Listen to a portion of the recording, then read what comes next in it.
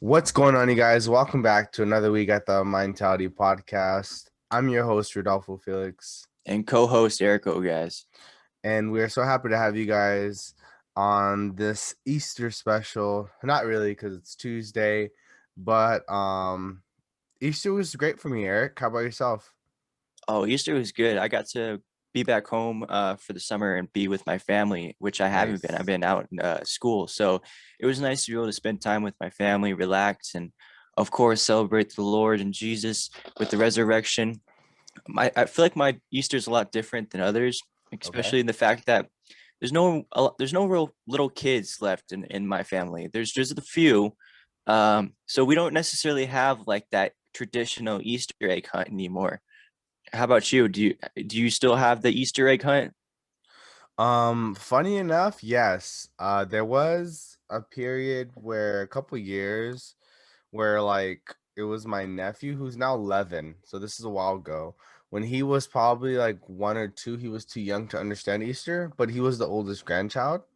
So he was like the only grandchild. So we like for a year or two, we kind of had Easter, but not really.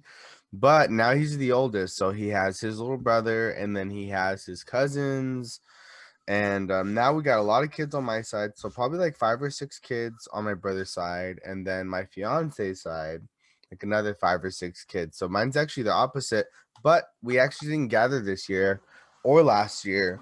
So these last two Easters have been definitely different from what I've been used to growing up. Yeah, Easter. I've always enjoyed and had Easter with the Easter egg hunt. But now that I've gotten older and we don't have any more little kids around, we've really like we're just gonna relax, play some cornhole, and enjoy each other's presence. So that I enjoyed that a lot. Yeah, definitely. My fiance and I, we actually went to a game on Easter, to an Angels game, and that was pretty fun. We left a little early. I had to work at 6 a.m. that morning, so I had to get up like around 4:50. Hmm. So I was exhausted at the baseball game, but we ended up getting the win. We left like around the eighth inning Hmm. when we were up, and then on the way home, we heard that we won on a walk off. But Hmm. um, but yeah, so that was different. That was the first time I've ever went to anywhere for Easter. So, like I said, that was different.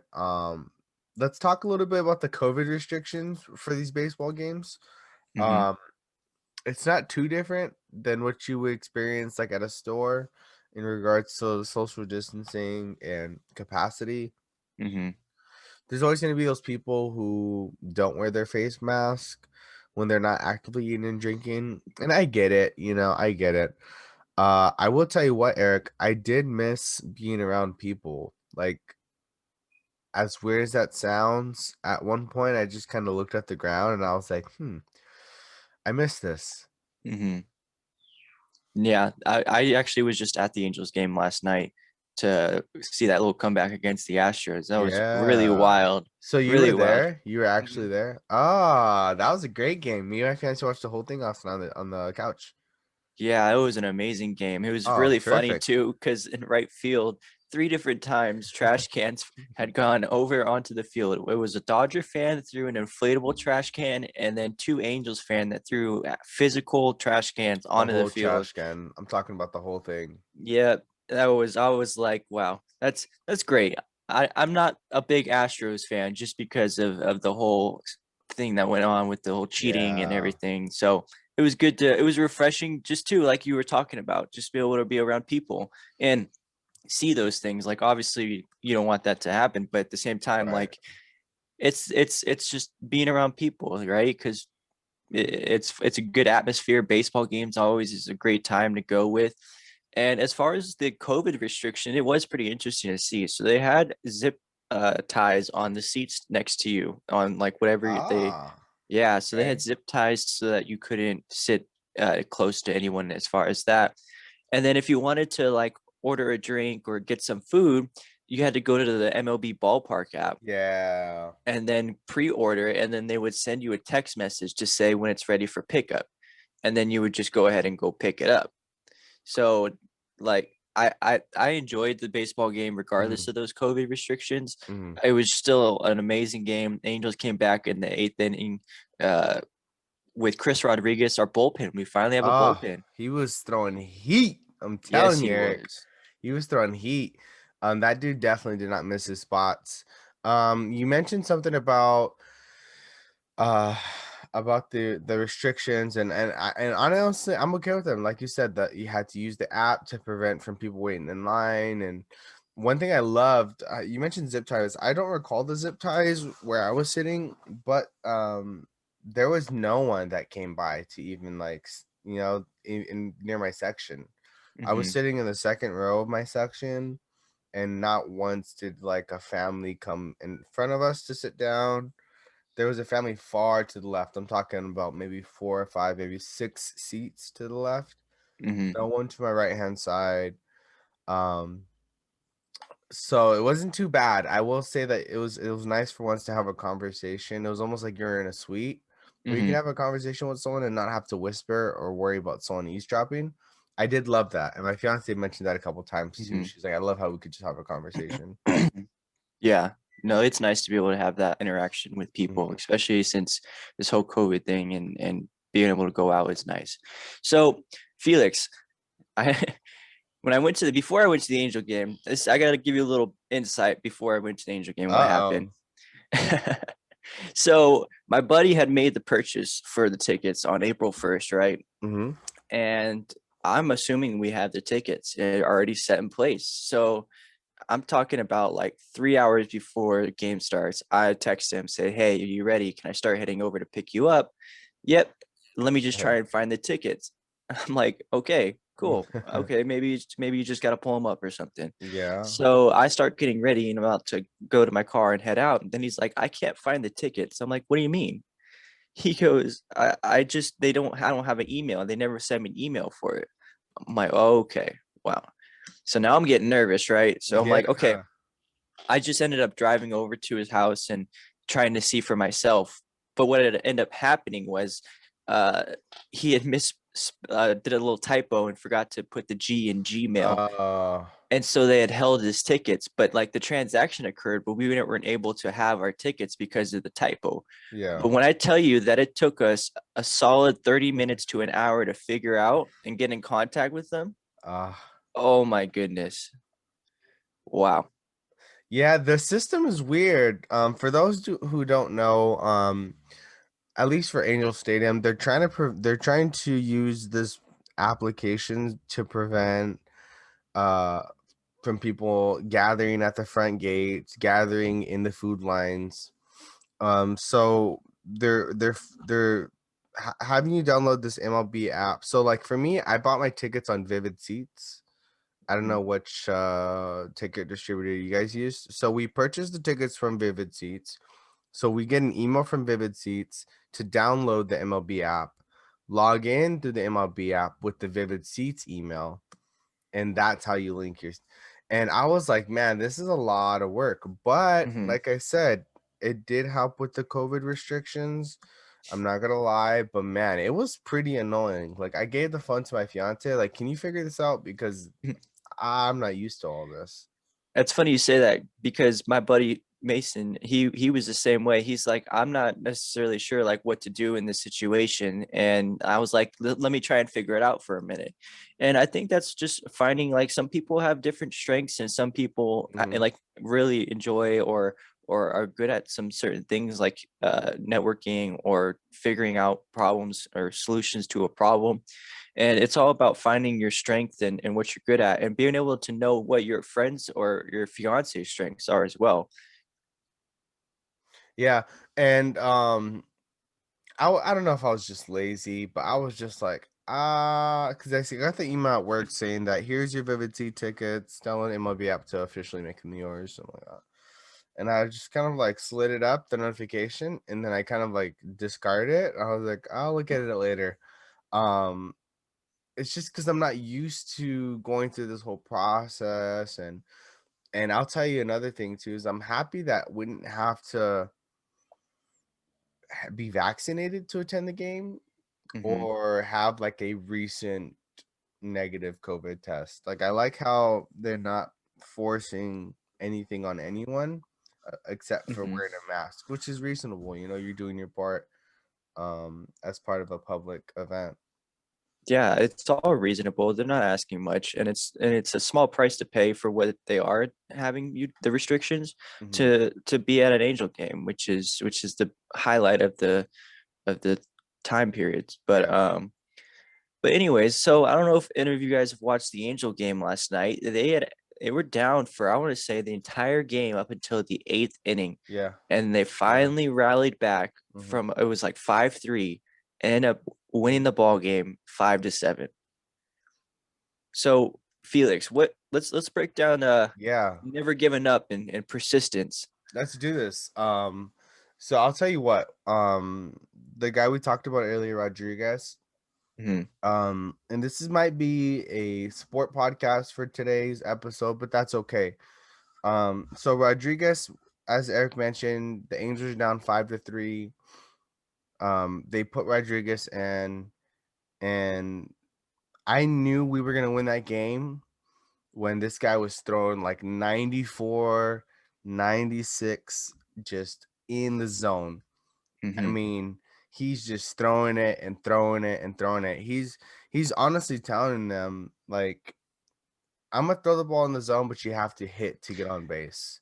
And when you have a pitcher who is just throwing it and not afraid Mhm. of what the batter's contact may look like, a single, a triple, you start to shift. You know, when you get a big strikeout, the crowd starts to believe in what you guys are doing, regardless if you're down 1 run or 2 runs. Someone needs to step up. So if it wasn't for the pitcher, then it's the shortstop Mhm. making a great play. And if it's not the shortstop, it's the right fielder. But my Mhm. point is that a comeback starts with an individual mentality of like, let's get back in this game. And the announcer, Eric, actually mentioned, let's get this 1-2-3, Rodriguez, so your team can use that momentum and put some runs up on the board in the next inning. Yeah, and you got to think about the situation Rodriguez was put in. It wasn't the best, right? He's Mm-mm. already down 2 runs. The Yep. starting pitcher had not really gone as far as a starting pitcher should. I think it Mm-hmm. was the third inning or fourth Yeah. inning which he was pulled. He's Normally, at a starting pitcher, 75 pitches in the yeah. third inning, fourth inning. So Rodriguez was already coming into it with a down behind bad mindset, but Mm-hmm. he kind of had to go with it and say, you know what, this is a bad situation, but I'm going to make the best out of it and make sure that my team gets the best opportunities to come back in this game. So Yeah. I'm going to do my part, and I'm going to try and do the best that I can to ensure my teammates have the opportunity to make a comeback. And sure enough, he held his own. They didn't score since he went on the mound, and that gave the Angels the opportunities to catch up from that 2-run deficit. So it's so important, and it's good to know, like, even though you're in a bad situation, right? And regardless of whose fault it was, right? Because it's a team Yeah. sport. It's Yeah. not it wasn't we okay, yeah, we can maybe say like the starting pitcher did bad, but everybody has bad days, and it's Yeah. important when you work with the team to not like point fingers and say, oh, we lost this game, and just discredit it because of the starting pitcher. It's a good mindset to have going into, like, okay, he had a bad day, but it's my responsibility as a teammate to pick him up and to make sure that we get this win or get this project done, whatever it might be, in work situation or in a team setting. Yeah, that togetherness that the Angels have right now. And you guys, we're 4-1, the Angels. I say we are like I'm on the team. Like I have to go warm up right now. As an Angels fan, as the Angel organization, we're starting off at a 4-1 start. That's a solid start. This is something that's not usual for us. We usually pick up slow and then build some wild card momentum. But from what I've seen this year is togetherness. Like you mentioned, baseball isn't a sport where you start pointing fingers. You know, there was a time where 2 days ago, I went to the Angels game. Otani was at first, Trout was at second, or something like that. And there was a pass ball. I think Trout went to third, Otani stayed at first, and I got upset. I was like, Otani, you're supposed to run to second, just move with the runner. And it was no big deal because I think Rendon hit a single, brought in Trout, and then Otani went from first to third or something like that. Mm-hmm. And I got caught in the moment of like, I was beating up Otani when it was a mistake. You got to make your mistake and move on. You know Mm-hmm. what I'm saying? Extend your lead or whatever it is. But baseball is definitely one of those sports where if you're down, so what? Because you gotta figure out what's the next thing I can do to shift this energy.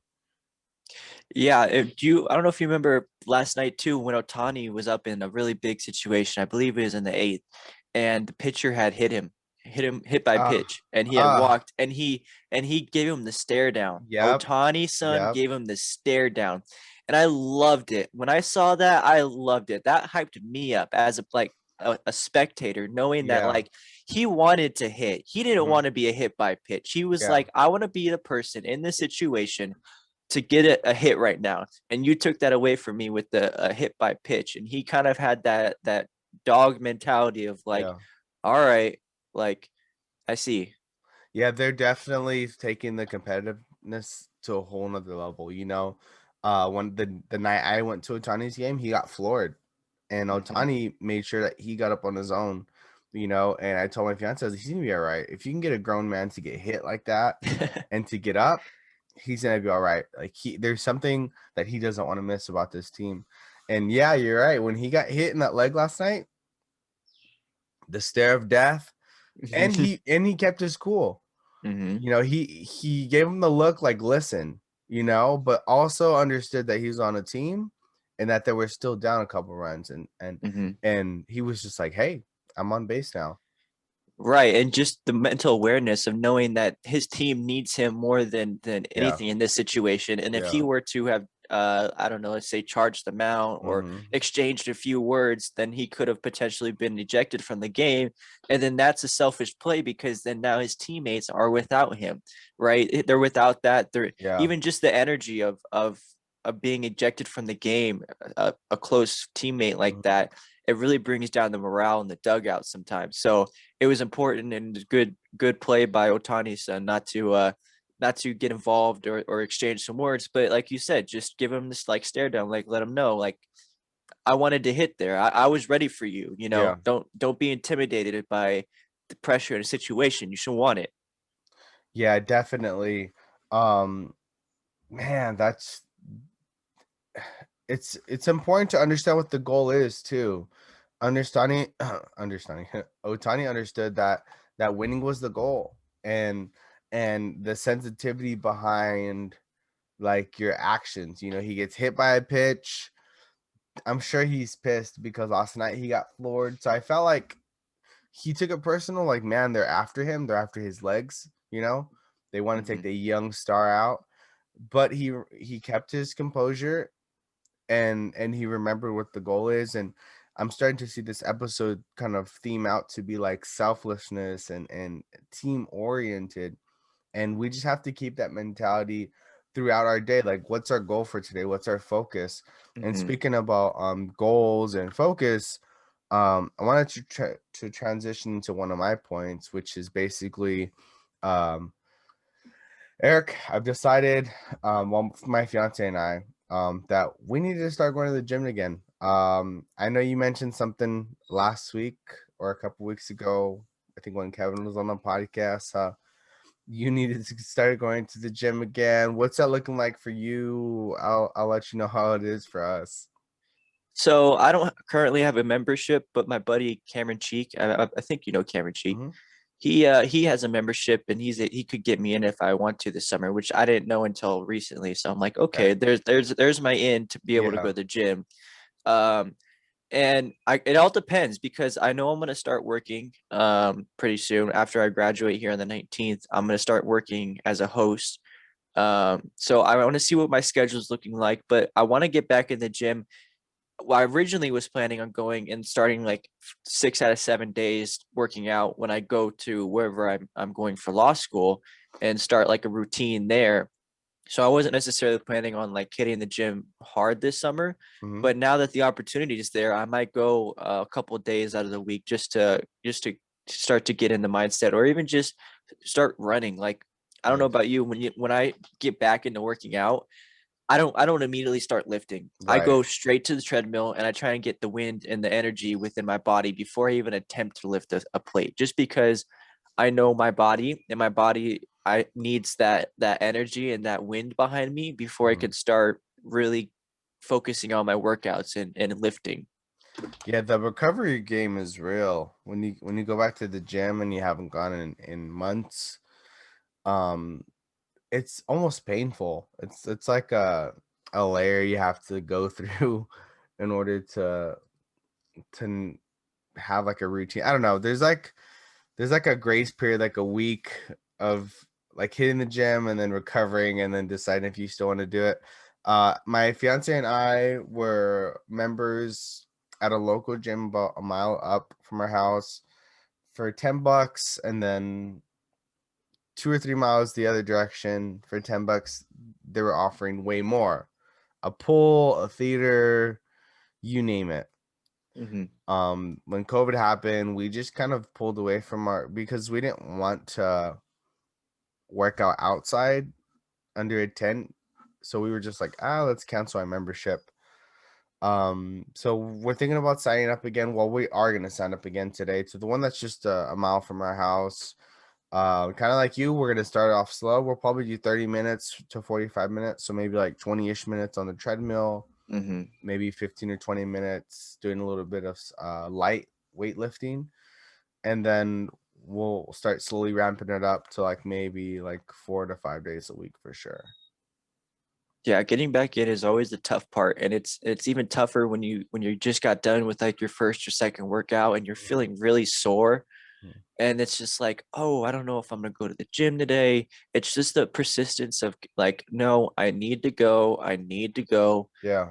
and you just kind of in a way force yourself to Okay. go, and then after that, it kind of is it's a lot easier once you've started, right? It's a lot Mhm. easier once you've put in that groundwork, and then it's just coast from there.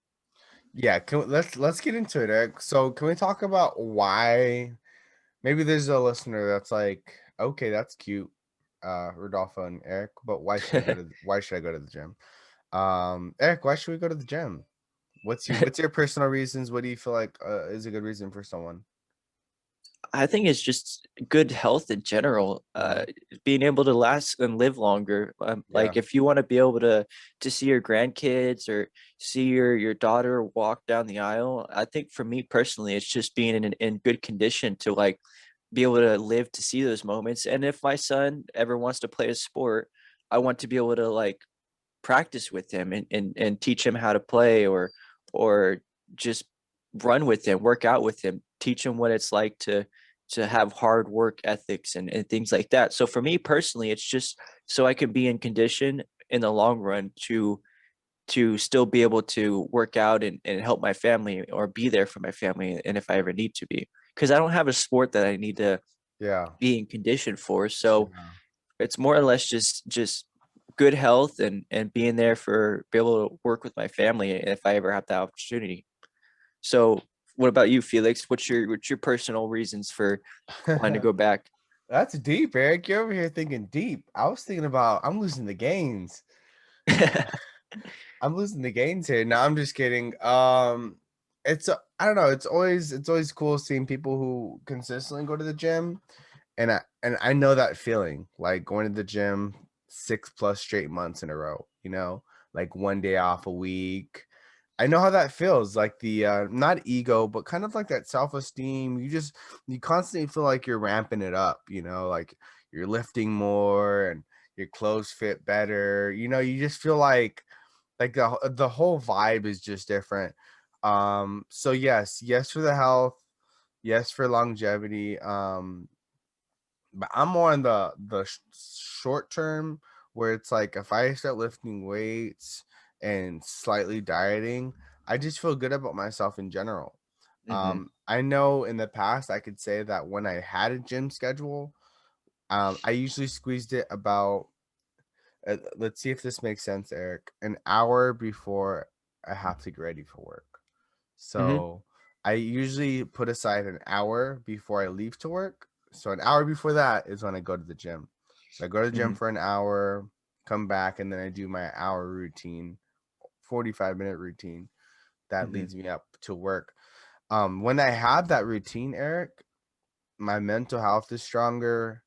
My uh let's just get real, Eric. My self-esteem of how I view myself Hmm. is more stronger, and I feel like I'm in more control of my life when I decide like I'm gonna wake up, I'm gonna go to the gym, I'm gonna get ready for work, I'm gonna eat, I'm gonna da da da da da da. You know what I Hmm. mean? Yeah. I love how you said your self-esteem is stronger and you feel in control. And I think Yeah. that's a great way to put it is you feel in control of just some of the situations and your circumstances around you. You become more aware as well of different things that you may not have recognized before because you're really when you're going to the gym, you're not only just working out and tearing new muscles physically, but you're sharpening your mind, right? You're Yeah. sharpening your heart, your mind to be Mm, able to be aware of situations and think on your feet because that's what gets the blood flowing and you're yeah. just more energy, right? Like I wake up or I'll have more energy throughout my day if I'm on that workout schedule, especially knowing if I have to work out like in an hour and I've already kind of set the groundwork and I'm not like dreading it because I'm sore. Hmm. Like I get a lot of energy knowing like, oh, I'm gonna go work out. So I need to really focus on what I'm doing and then I can go exert my energy out in the gym when this is all said and done. Yeah. Another thing too, it's a lot harder to grab one Oreo opposed to 5 Oreos if you're going to the gym on a regular. You know what I'm saying? You're like, you know what? This is Oreo worth it. But when you're not going to the gym, you're like you're smashing a sleeve, you know, you're like doom, doom, doom. I just remember, and it's been a while. It's like, what is it? We're in April now. It's probably been over over 6 months or so since I've been to the gym. And I just know like the stakes are higher when you go to the gym. You're more conscientious about what you're eating, what you're drinking, about portion control, about sacrifice. I just feel like as a whole, working out or having some type of exercise routine stabilizes you. I'm not saying it's the answer to your mental health, but it definitely does give you some type of internal warfare Hmm. to like take control of your life. You know, you're watching what you're eating, you're watching what you're doing, you know. Instead of an hour of video games, that's the hour of gym now, you know.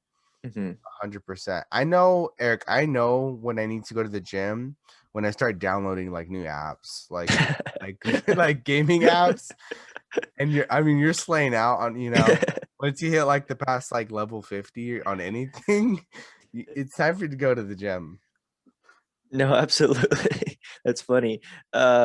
Yeah, the gym is a very big helpful factor for mental health. I have a minor in psychology, and a lot of the classes that I was taking, the solutions to mental health or just some factors that could help decrease it is exercise. Exercise was always Mhm. one of the biggest things that can help mental health because there's so many chemicals that your body produces when you're working out that helps your body and your mind kind of counterbalance or give it the necessary nutrition when you're going through that I guess the workout, right? And Mhm. or even just afterwards when you're done and your body releases lots of chemicals just to recover from your body, recover from your workout, and it's very helpful for mental health and just in general, like you said, self-esteem, energy, confidence, and you feel more in control of your situation, your surrounding. So working out is definitely something I need to get back into. Oh, I also need to get back into it for reasons of joining the military. I Oh, will have I have to go in boot camp once I am done with law school, so I need to be able to stay in shape for that. okay. Okay. Yeah, I just lost my train of thought too. Shoot. Oh, um, what are some things, Eric, that you do?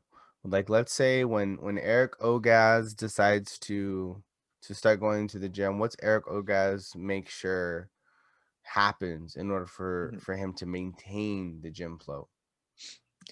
I like to go at my own pace. So Okay. I don't try to do too much. I always go to the gym and I get like you always get that original intimidation, right? Or that Yeah. really like I'm not that strong when you go and you pick up that Yeah. 20 Oh, no pound weight. doubt. I don't even touch the bench press. I walk, but I just give it like an elbow. I don't go towards the bench press at all when I start again. Nope.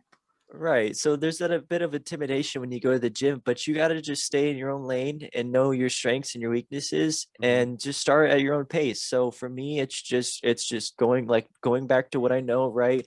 Light weights, high reps until I could start feeling strong enough to maybe do some heavy rep or heavy weights for low reps. Hmm. And just start finding like maybe the machines that I know I'm comfortable with like I'm not much of a deadlifter. I never really deadlift, but I eventually want to. Yeah. I know it's a high risk workout, but and I want to try it, right? Because Right. obviously it's a good workout regardless. So Mhm. eventually like I'll build up the courage and strength to be able to start deadlifting, but you just got to stay on your own pace and path in your lane, right? Of what you know is comfortable. And it doesn't so what if you look, you know, bad Yeah. lifting Yeah. that 5 pound weight? It's okay. Like you got to start somewhere, right? Hmm. Got to Yeah. start somewhere. Definitely, and I'm gonna approach this more of like a methodical way. I'm thinking about I'm gonna have to switch up my diet. I know whenever I start working out, it's like a two for one. You know, it's not only you're going to the gym, but you're also dieting. I think that's huge to weight loss and results. You know, you want to be able to hit the treadmill for 30 minutes and then not blow it off by smashing a donut in the car right when you get in the car. You know what I'm saying? Yeah. For sure, for me it's dieting. Eric, when Rodolfo Felix starts his gym flow, it's definitely diet 100%. Now I'm not talking about like counting calories or anything. I'm just talking about you're not hitting the sweets anymore. You know, you're not going for the seconds, you know, for the dessert or whatever it may be. It's portion control. And the second thing, Eric, for me, is definitely sleep. Like I Mhm. have to get any more serious sleep schedule. You know, for me, it's lame going to sleep on a work night like at 10 p.m. Like Mhm. it sucks. But you know, for much is given, much is required. So for as much as you're asking your body to give you, you know, it's requiring a lot of sleep. So those are the two things, Eric, that I need to improve on in order for me to have a successful gym comeback. Yeah, it is interesting. You had talked about just some of the requirements it takes for you to get into this gym routine. And Mhm. that's what I love about it, working out and the benefits of that is it's teaching your mind and your body, right, to think ahead, to plan ahead, as well as focusing in on something that you want to do, right? So if let's just translate this to work, right? You're thinking about, okay, I need to be able to be in shape to, I don't know, lift boxes or walk around the office or whatever your job may be. And then you're thinking, okay, what does that require for me to do? Okay, I need to start doing this, I need to start doing that, Mhm. right? I need to get this amount of sleep so that I can be this energized to be able to perform my job. And it's important to build that mentality, that work mindset of Yeah. just of not only are you focusing on the task at hand, which would be either working out or doing your job, but you're thinking outside of it, right? You're thinking about what you're eating, what Yeah. time you go to sleep, Mhm. um, what you do to prepare afterwards, right? Whether or not you're like stretching because you're sore or working out, or maybe like staying away from sweets, or beer, whatever that might be. Yeah. Just like you're not just thinking and mentally preparing for one task. You're incorporating everything else, which is essential if you want to Yeah. do well in what you're doing, the task you're doing, is to not only focus on the task itself, but everything that's required to go into the task to do it well. Yeah, and that's what I'm that's what I wanted to emphasize on today's podcast is the preparation that goes into making a decision, you know. And before we end the podcast, let's just talk about that. It's just like when you make a decision, make it count. You know, what does that mean? Well, everything that's required for you to be successful at that decision, you know? And so here we are, you have two men trying to decide whether or not they're ready to go back to the gym. Well, how do you know we there's a good sign we might follow through? Well, our preparation. You know, we're Mhm. already starting to premeditate our sleep schedule. So we're starting to premeditate our diet. We're starting to premeditate our pace, you know, how we want to Mhm. approach this. And that is what the TMP, the Mindtality podcast is about. Is when you make a decision or you've made a decision and it didn't go through, okay, that's fine. Make another one and figure out the work that's required. Mhm. The TMP, we're not afraid to put in work. We make a decision and then we figure out how much do we need to invest into this in order for us to make it happen. and and we evaluate like the benefits, you know, Mhm. and the reward of what we'll get from the sacrifice, because that's another thing. Preparation also means sacrifice. Mhm.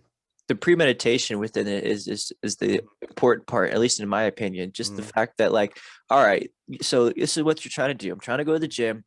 When can I do it? How long can I do it for? I need to look at what my schedule is like, and I need to Yeah. incorporate it, right? Because if you're kind of just like, I need to go back to the gym, but then don't really like set a plan to do so, Mm-hmm. then you more likely your plans are going to fall through. They are. Unless you sit down, look at your calendar, look at your schedule, and pick dates. Okay, Monday, Tuesday, I work Wednesday, Thursday, Friday, and then I don't know, take Saturday off, then go back again Sunday, whatever it might Mm-hmm. be, whatever your schedule might be. But if you don't set those days and hold yourself accountable, if you don't, Yeah. then your plans are gonna fall through, and you're never gonna be able to go to the gym or complete the task that you set out, Mm-hmm. because you're not even mentally there. Your words are saying it, Yeah. but this is where that mind body connection comes in, right? Of saying, putting your words into action, and that's the biggest part, is putting that thought on paper and setting yourself accountable for it. Yeah, I agree 100%. And I wanted to bring this to the podcast again. You know, another benefit of being a host or co-host on a podcast is that like you have a platform for accountability. And I know you being my podcast partner, I wanted to bring it onto the podcast to have that accountability. You know, how's it going? Where do you feel like some faults are at? And honestly, you guys, this is another topic for us to follow on next week and the weeks moving forward. Is, you know, there's going to be so many things that I learn about myself about getting back into the gym life, you know, Mhm. about uh where where I waste time, you know. I've been playing a lot of video games these last 2 or 3 weeks. I already know it's an area that I'm gonna be exposing myself in, Mhm. you know. And I honestly felt, what's that word, Eric, when you're like too comfortable? There's too much. Complacent. Yeah, I was very complacent. There was just things were going too smooth. You know, I realized, okay, I need to make a move before life does, and I'm you know caught you know Mhm. caught red-handed, caught off guard. Absolutely. The world will keep turning with or without you. So you Mhm. gotta just you gotta get on board, and Yeah, nothing's ever, like my dad said previous podcast, right? Nothing's ever yeah. given to you, it's earned. So you Mhm. just gotta go out and get yours. Yeah, yeah, and I definitely realized that, okay, yep, it's time to get mine at the gym. I took a little break. COVID, it's on the end of the tunnel, you know, that type of mentality.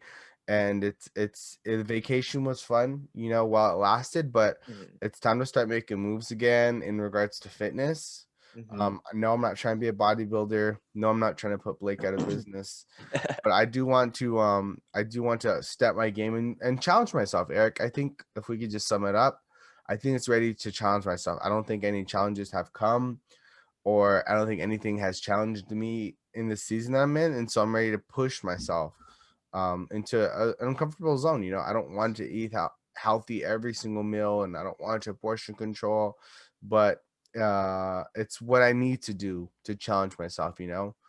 Mhm. 100%. Absolutely. Absolutely. I'm looking forward to it. I'm actually getting excited just sitting here. Yeah, definitely. Definitely. Well, that's going to do, you guys, for this week's podcast. Fairly different, more conversational than usual, but we tried to throw some things in there to help you guys with this new week ahead of us. You guys, it's Tuesday. It's still the start of the early week. If you had a bad one, if you had a bad Easter, whatever it may be, you guys, it's over. It's Tuesday. We're moving forward. It's a beautiful day. Eric, thank you so much for joining me on the podcast today, sir.